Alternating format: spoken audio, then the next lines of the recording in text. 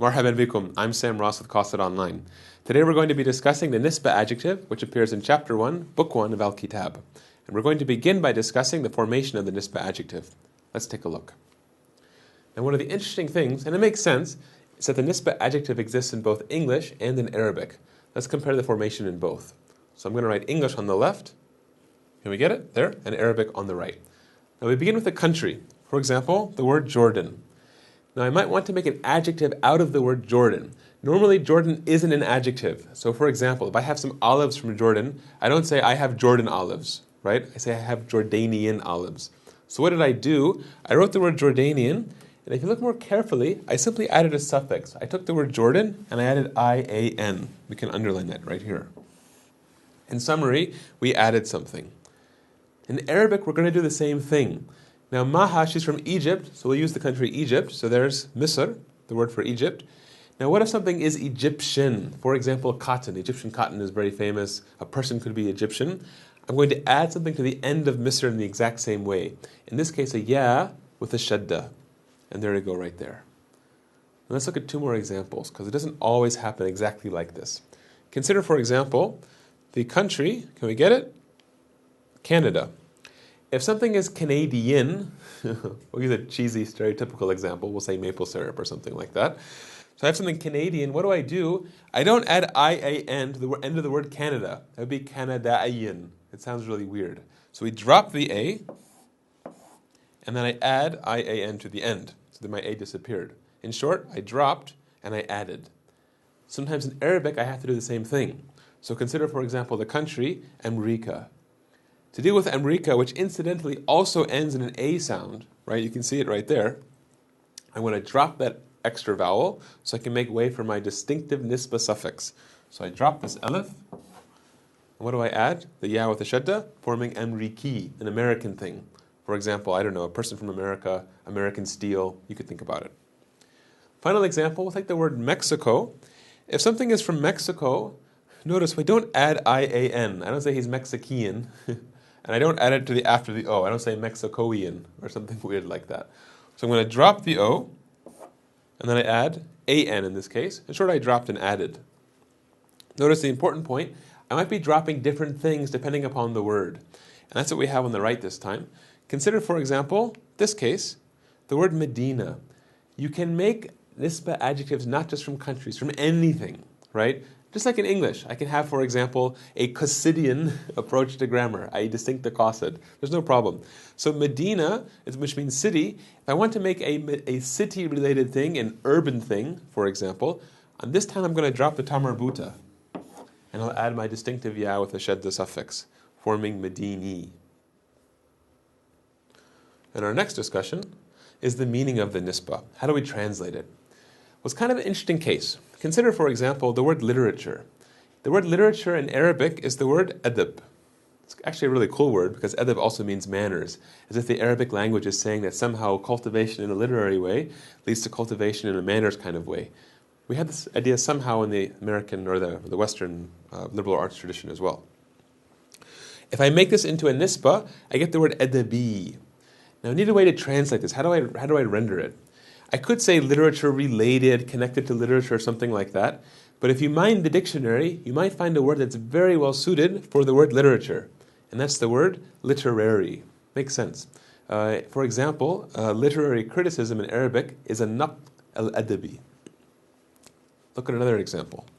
Consider the word city. We mentioned this before. Take the word Medina. Now city related will be Medini. And I could translate it as city related or something like that. But again, you might even find a word completely unconnected to the word city, but having that meaning. In this case, the word urban, using a different root. And lastly, let's consider the case university. Al-Kitaab mentions this one. A university is a jami'ah. There's that word right there. If I make a nisba out of it, it becomes jami'i, like this. Now, I don't know of a word in English that corresponds to jami'i. So I have to use this kind of odd locution. I'm going to say university related. It's the best thing I can do. So a talib jami'i is a university-related student, a student who has something to do with the university, for example. Our final discussion is gender and the nisba. In other words, how do I form the nisba for different genders? Basically, I have a root word, Then for masculine nisba, I'm going to add the ya with a shadda. And for feminine, I'm going to add a ya with a shadda and a ta marbuta. Don't forget that ta marbuta is that distinctive, feminine ending. So for example, take the word Misr. Misr is Egypt. We saw before a masculine thing connected to Egypt, an Egyptian cotton. Cotton in Arabic is masculine word. Or an Egyptian man, a rajul misri, is going to be with just a shadda by itself on that ya. What if it's a feminine thing? What if it's an Egyptian car, for example? Egypt doesn't produce cars, but let's suppose they did. It'd be a sayyara, what? Sayyara misriya. I'm going to add that ya with a shadda and the ta marbuta. Another example. Take the case of Amrika. In this case, remember, I dropped the alif before adding the ya. So the masculine form was Amriki, and very easy to do. The feminine form is Amrikiya. And lastly, take the word riyada. Riyada means it's like sports, basically, or exercise or something like that. So the masculine one is riyadi. Why would you see the word riyadi?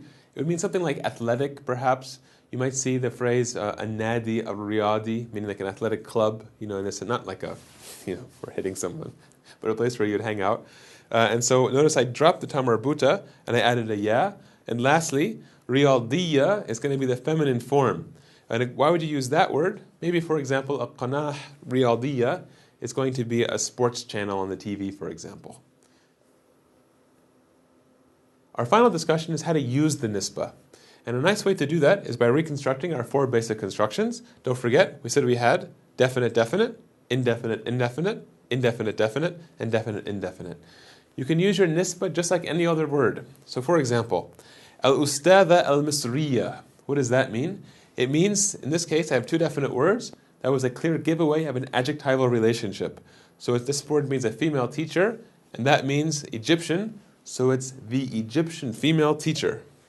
There you go. Or put the Egyptian teacher with an F for female. Another example. Indefinite, indefinite. Ustad Amriki. In this case, Ustad is the masculine form, meaning a male teacher. And we use the masculine form of Amriki. So that means a American teacher, or rather an American teacher. Makes sense so far? One more example. Al-Ustadha Lubnaniya. Notice what happened here. I have a definite word first, then an indefinite word. In that case, I have a subject-predicate relationship. So what's the translation? It means the female teacher is Lebanese. In our last case, I wrote Misriya al-Ustadha, and of course, this doesn't really make any sense, right? This was a possessive construction. What would it mean to say Egyptian of the female teacher? It's like, it doesn't make sense. So it doesn't always work. But you can get a basic feel. You can use it just like any other word. You used the word Jamil before, use the word Misri as an example. Let's wrap up what we just took. The first thing we saw was how to form the nisba. And we saw that both English and Arabic have some kind of ascriptive adjective. And so, for example, in English I might say Egyptian, Canadian, American, something like that. And in Arabic I have Amriki, Misri, etc. They share something in common. In both languages we add a suffix to the end to accomplish this. And sometimes I have to drop something first. And so, for example, with Canada, I didn't add, IAN directly. That would make Canadian. It sounds weird. Same thing in Arabic. I dropped the alif or I dropped the ta marbuta. After that, went to the meaning of the nisba. How do you translate it? You can always go for the awkward locution. You can say university-related, literature-related, something like that. But if you look hard enough, you might find a perfect word fit. For example, instead of literature-related, I can say literary. Third point, we looked at gender and the nisba. How do you get a descriptive noun for a male or for a female? It's really simple in Arabic. All you have to do is put a ya for the man and a ya with a ta marbuta for the girl. And last topic, we looked at using the nisba. The nisba works like any other descriptive adjective. So just like Jamil meant beautiful, and I could say the Al-Kitaab Jamil, the book is beautiful, I can say, for example, Al-Ustad Misri, the teacher is Egyptian, interchangeable with any other descriptive word. And that's the end of our discussion of the nisba. Thanks for joining us.